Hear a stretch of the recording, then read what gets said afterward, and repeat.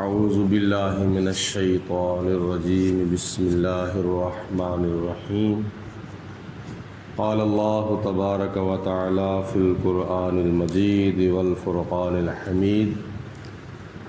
سورۃ توبہ کی آیت نمبر 107 ہے۔ اس میں اور اس کے ساتھ چند آیات بینات میں اللہ تعالیٰ نے دو مسجدوں کا ذکر کیا ہے، ایک مسجد زرار اور ایک مسجد قباء۔ مسجد قباء ہجرت کے بعد سب سے پہلی وادی قباء میں مسجد تھی جو نبی پاک علیہ السلام نے تعمیر فرمائی تھی۔ حضور علیہ السلام جب ہجرت فرما کر مدینہ شریف تشریف لے گئے تو وادی قباء میں آپ نے ایک مسجد بنائی، سب سے پہلے اس کا نام تھا مسجد قباء۔ تو اس مسجد قباء کے مقابلے میں وادی قباء میں منافقوں نے بھی ایک مسجد بنائی جس کو قرآن پاک نے مسجد زرار کے نام سے بیان فرمایا ہے۔ اور مسجد زرار کی وجہ اور اس کا پس منظر یہ ہے کہ حضور علیہ السلام جب غزوہ تبوک کی تیاری فرما رہے تھے تو انہوں نے اپنی مسجد کو مکمل کر کے حضور علیہ السلام کی بارگاہ میں آ کر کہا، منافقوں نے، کہ اے اللہ کے پیارے رسول، ہم نے بھی ایک مسجد بنائی ہے، آ کر اس کا ذرا افتتاح کر دیں، ایک نماز پڑھا دیں یا چھوٹا سا خطبہ ارشاد فرما دیں۔ تو نبی کریم علیہ السلام نے ارشاد فرمایا کہ ابھی تو ہم غزوہ تبوک پہ جا رہے ہیں، واپسی پہ انشاءاللہ دیکھا جائے گا۔ یعنی نبی پاک علیہ السلام نے نہ نہیں فرمائی تھی، ایسا جواب دیا تھا جس کے اندر نہ بھی نہ ہو اور ہاں بھی نہ ہو۔ مطلب یہ ہے کہ انشاءاللہ کا لفظ کہا، اور انشاءاللہ کا مطلب ہے اگر اللہ نے چاہا۔ تو اللہ نے تو چاہا ہی نہیں تھا کہ میرے پیارے حبیب علیہ السلام منافقوں کی مسجد زرار میں جائیں، یہ خدا تعالیٰ نے چاہا ہی نہیں تھا۔ تو ان کا ایک بڑا سرکردہ تھا جس کا نام تھا ابو عامر راہب۔ یہ ہجرت سے پہلے زمانہ جاہلیت میں عیسائی ہو گیا تھا، اور مدینہ شریف کے اندر اس کی بڑی عزت کی جاتی تھی اور بڑا اس کا چرچا تھا۔ جب حضور علیہ السلام ہجرت فرما کر مدینہ شریف تشریف لائے تو اس کی عزت کے اندر بڑا فرق آ گیا، بڑی اس کی جو دکانداری تھی چل رہی تھی وہ بند ہونا شروع ہو گئی۔ تو اس کے دل کے اندر خیال آیا کہ یہ تو بڑا کام خراب ہے کہ سارے کے سارے مسلمانوں کے نبی کے چاروں طرف کیا نام ہے حاضر ہونا شروع ہو گئے ہیں، تو یہ کبھی مکے کے کافروں کو نبی پاک علیہ السلام کے ساتھ اکساتا تھا اور کبھی روم کے عیسائیوں کو حضور علیہ السلام کے خلاف ابھارتا تھا۔ تو آخر کار اس نے اپنا ایک منصوبہ بنا کر مدینہ کے منافقوں کو لکھا کہ میں روم کے عیسائیوں کو نبی پاک علیہ السلام کے مقابلے میں لے کر آ رہا ہوں، تو تم ایسا کرو، ایک مکان نما مسجد بناؤ جو بظاہر مکان ہو اور حقیقت میں وہ مسجد ہو، یعنی مسجد شو نہ ہو، بناتے وقت وہ مکان شو ہو، تاکہ کہیں ایسا نہ ہو کہ اس کو راستے کے اندر روک نہ دیا جائے۔ ارادے چونکہ بڑے ناپاک تھے،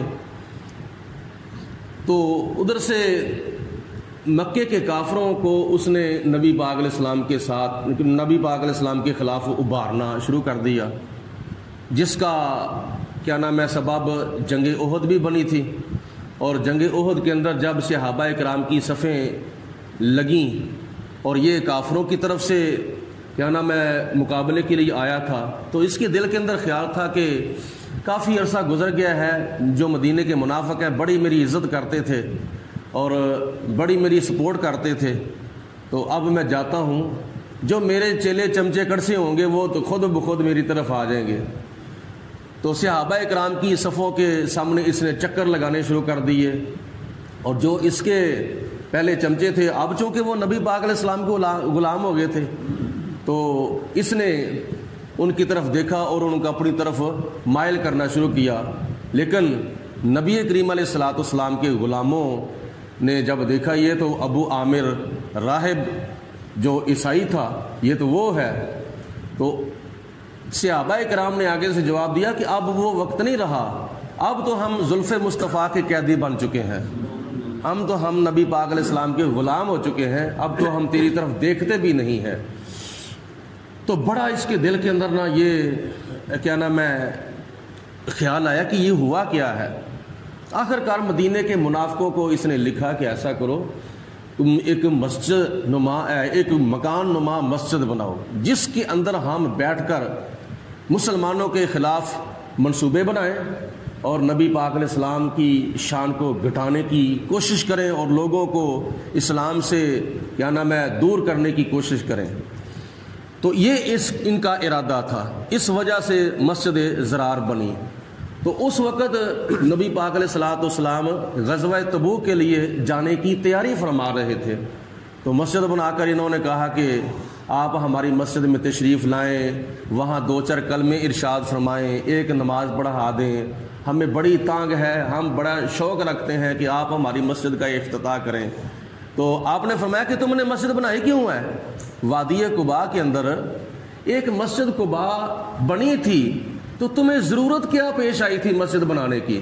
تو آگے سے انہوں نے بہانہ بنایا کہ جو بوڑھے افراد ہوتے تھے یا کمزور ہوتے تھے یا کیا نام ہے بیمار ہوتے تھے، ان سے دور نہیں جایا جاتا تھا، لہٰذا ہم نے یہ خیال کیا کہ ان کے لیے ذرا آسانی پیدا ہو جائے، وہ اپنی قریب کی مسجد کے اندر ہی نماز پڑھ لیا کریں، وہیں آ کے کیا نام ہے عبادت اور ریاضت وغیرہ کر لیا کریں۔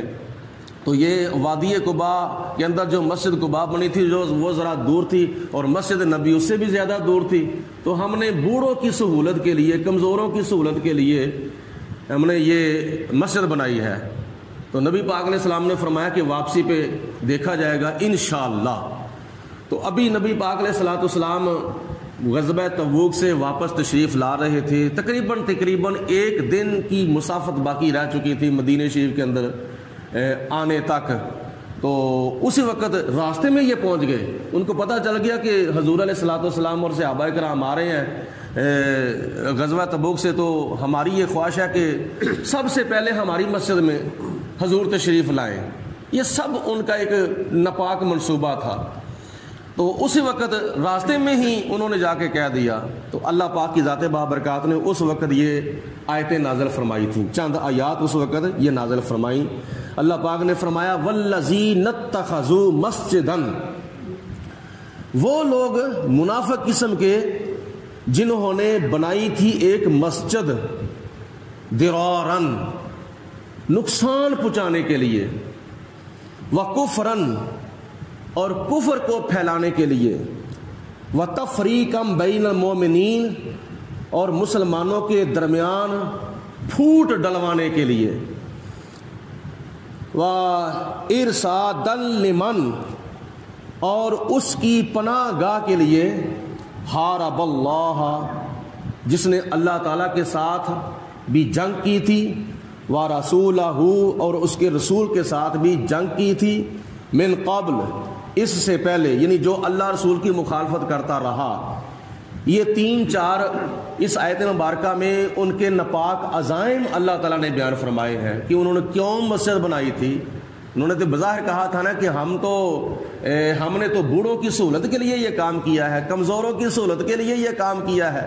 اللہ فرماتا ہے میرے محبوب نہ، ان کے دلی خیالات جو ہیں وہ اور ہیں، ان کے دلی نظریات اور ہیں۔ سب سے پہلا ان کا نظریہ کیا تھا؟ درارن، نقصان پہنچانے کے لیے۔ کس کو؟ مسلمانوں کو، اسلام کو نقصان پہنچانے کے لیے انہوں نے مسجد بنائی ہے۔ اور دوسرا ان کا نظریہ باطلہ یہ تھا وَكُفْرًا، اور کفر کو پھیلانے کے لیے انہوں نے یہ مسجد بنائی ہے۔ تھے وہ نمازیں پڑھتے، تھے وہ روزے رکھتے، تھے وہ تبلیغیں کرتے، مسجد بنائی تھی انہوں نے اسلام کے نام پر، لیکن ان کا نظریہ خدا تعالیٰ نے کیا بیان فرمایا ہے؟ وَكُفْرًا، اس مسجد کو اس لیے بنایا گیا ہے کہ کفر کو پھیلایا جائے، یعنی منافقوں کی مسجد کے ذریعے کفر پھیلنے کا خدشہ تھا۔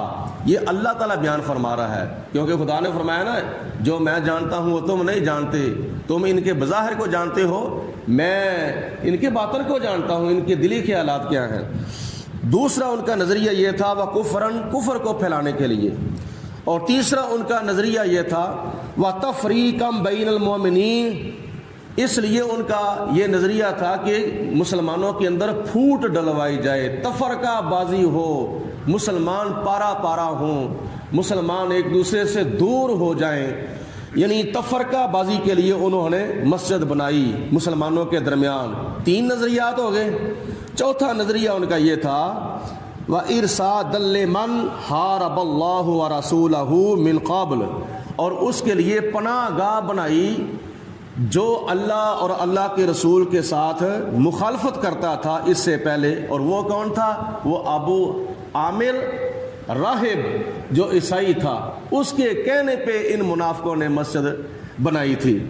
تو نبی پاک علیہ الصلوۃ والسلام کو اللہ تعالیٰ کی ذات بابرکات نے فرمایا اے میرے حبیب علیہ الصلوۃ والسلام یہ بھی سن لو، وَلَا يَخْلِفُنَّ إِنْ أَرَادْنَا إِلَّا الْحُسْنَى، اگر آپ ان سے پوچھیں کہ یہ مسجد تم نے کیوں بنائی ہے تو وہ کیا کہیں گے؟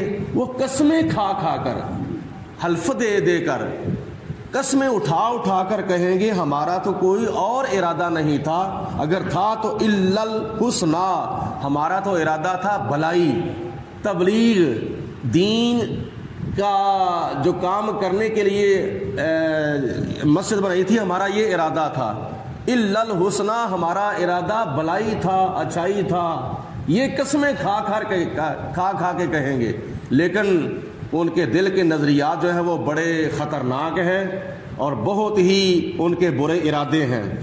واللہ یشہد، اے میرے حبیب علیہ الصلوۃ والسلام اللہ گواہی دیتا ہے۔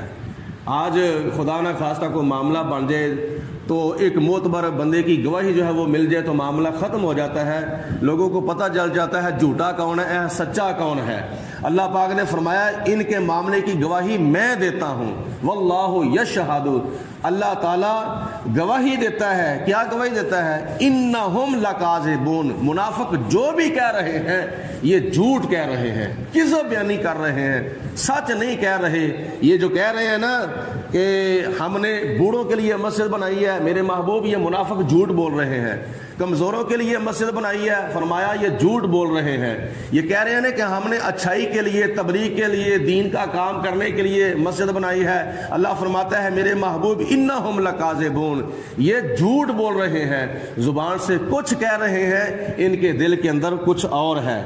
تو غزوہ تبوک سے واپسی پر اللہ تعالیٰ کی ذات بابرکات نے اپنے محبوب علیہ السلام کو فرمایا لا تقم فیہ ابدا، اے میرے محبوب علیہ السلام ان کی مسجد میں جانا نہیں ہے، ان کی مسجد میں جا کر چند منٹ کے لیے کھڑے بھی نہیں ہونا، جانا ہی نہیں۔ نماز پڑھانا تو درکنار، خطبہ ارشاد فرمانا تو درکنار، جا کر چند منٹوں کے لیے کھڑے ہونا بھی مناسب نہیں، میں منع کرتا ہوں۔ لا تقم، نہ کھڑے ہوں آپ، فیہ، ان کی مسجد میں، آبادن، کبھی بھی۔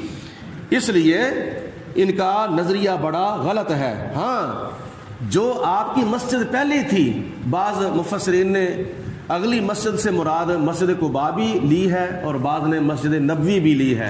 اے میرے محبوب علیہ الصلوۃ والسلام اگر آپ نے جانا ہے تو مسجد قباء کے اندر جائیں۔ وہ مسجد کی شان کیا ہے؟ اس مسجد کا مقام کیا ہے؟ لمسجد، البتہ وہ مسجد اسسا علی التقوی، جس کی بنیاد تقوی پر رکھی گئی ہے، جو مسجد تقوی کی بنیاد پر بنائی گئی ہے، البتہ وہ مسجد جو ہے من اول یومن، جو سب سے پہلے دن ہی تقوی کی بنیاد پر جو بنائی گئی ہے۔ اگر جانا ہے تو اس مسجد میں جاؤ، کیوں؟ احق ان تقوم فیہ، وہ آپ کے کھڑے ہونے کی زیادہ حقدار ہے۔ فیہ رجال یحبون ان یتطہروا، وہ مرد رہتے ہیں کہ جو طہارت و پاکیزگی کو پسند کرتے ہیں، صفائی اور ستھرائی کو، یعنی ظاہری طہارت و پاکیزگی کو اور باطنی طہارت و پاکیزگی کو بھی پسند کرتے ہیں، اس لیے وہ مسجد قباء جو ہے وہ زیادہ حقدار ہے آپ کے قیام کرنے کی۔ واللہ یحب المطہرین، اس لیے اللہ تعالیٰ پاکیزگی اختیار کرنے والوں سے محبت فرماتا ہے۔ اس جگہ پہ اس مسجد سے مراد جس کی بنیاد تقوی پر رکھی گئی ہے، مفسرین نے ارشاد فرمایا ہے کہ اس سے مراد مسجد قباء بھی ہے اور مسجد نبوی بھی ہے۔ دونوں مسجدوں کے بارے میں ایک ایک حدیث پاک سماعت فرما لیں۔ مسجد قباء کے بارے میں بڑی حدیثوں میں حضور علیہ السلام نے فضیلت بیان فرمائی ہے۔ ان میں ایک فضیلت یہ ہے کہ نبی کریم علیہ السلام ہر 8ویں دن مسجد قباء میں جاتے تھے اور جا کر نماز پڑھاتے تھے اور اللہ تعالیٰ کا ذکر و فکر کرتے تھے۔ اور حضور علیہ السلام نے ارشاد فرمایا کہ بعض وہ مسلمان جن کے پاس سواری نہیں ہے، زیادہ راہ نہیں ہے مکہ المکرمہ میں جانے کے لیے اور عمرہ کرنے کے لیے، جن کے پاس زیادہ راہ بھی نہیں، سواری بھی نہیں، دل تو ان کا بھی بڑا کرتا ہے کہ ہم عمرہ کرنے کے لیے جائیں، تو نبی پاک علیہ السلام نے ارشاد فرمایا کہ اے میرے محبوب، اے میرے صحابہ، اگر کوئی بندہ مسجد قباء کے اندر ایک نماز پڑھے گا، اللہ پاک اس کو ایک عمرے کا ثواب عطا فرمائے گا۔ سبحان اللہ۔ یہ مسجد قباء کی فضیلتوں میں سے ایک فضیلت ہے۔ آج اگر ہم عمرہ کرنے کے لیے جائیں تو کتنا پیسہ لگتا ہے، اور بعض غریب صحابہ تھے، ان کے پاس سواری بھی نہیں تھی، زیادہ راہ بھی نہیں تھا، دل تو ان کا بھی بڑا کرتا تھا، تو نبی پاک علیہ السلام نے ان کی سہولت کے لیے فرمایا کہ میرے صحابہ تم مسجد قباء کے اندر آ کے ایک نماز پڑھ لیا کرو گے، اللہ پاک تمہیں عمرے کا ثواب عطا فرمائے گا۔ مسجد نبوی کی شان یہ ہے کہ حضور علیہ السلام نے ارشاد فرمایا جو بندہ اپنے گھر میں نماز پڑھے اللہ تعالیٰ اس کو ایک نماز کا ثواب عطا فرمائے گا، اور جو بندہ اپنے محلے کی مسجد میں نماز پڑھے اللہ پاک اس کو 25 نمازوں کا ثواب عطا فرمائے گا۔ جماعت کے ساتھ نماز ادا کرنے کا ثواب الگ، جو کوئی جامع مسجد کے اندر نماز پڑھے گا اللہ پاک اس کو 500 نمازوں کا ثواب عطا فرمائے گا، اور جو کوئی مسجد اقصی میں نماز پڑھے گا اللہ پاک اس کو 50,000 نمازوں کا ثواب عطا فرمائے گا، اور جو کوئی مسجد نبوی میں نماز ادا کرے گا اللہ پاک اس کو 50,000 نمازوں کا ثواب عطا فرمائے گا، اور جو کوئی مسجد حرام بیت اللہ شریف خانہ کعبہ کے اندر نماز پڑھے گا اللہ پاک اس کو 1,00,000 نماز کا ثواب عطا فرمائے گا۔ ایک نماز پڑھنے سے 1,00,000 نماز کا ثواب اللہ تعالیٰ عطا فرمائے گا، کس کو؟ جس نے مسجد حرام کے اندر بیت اللہ شریف کے اندر نماز ادا کی ہے، اور جو مسجد نبوی کے اندر نماز ایک ادا کرے گا اللہ پاک اس کو 50,000 نمازوں کا ثواب عطا فرمائے گا، اور یہی شان مسجد اقصی کی ہے۔ یہ ایک حدیث پاک ہے ابن ماجہ کی جو نبی پاک علیہ السلام نے دیگر مساجد کی فضیلت کے بارے میں بھی ارشاد فرمایا ہے۔ تو یہ یاد رکھیں کہ اللہ پاک کی ذات بابرکات کے پیارے حبیب علیہ السلام نے اپنے گھر کی نماز کے بعد اپنے محلے کی مسجد کا ذکر پہلے فرمایا ہے۔ اپنے محلے کی مسجد کا زیادہ حق ہے، اپنے محلے کی مسجد کو آباد کرنے کا اور اپنے محلے کی مسجد کے اندر رونق زیادہ کرنے کا یہ حق ہے اپنی مسجد، تو اس لیے اپنے محلے کی مسجد کو زیادہ سے زیادہ ترجیح دینی چاہیے۔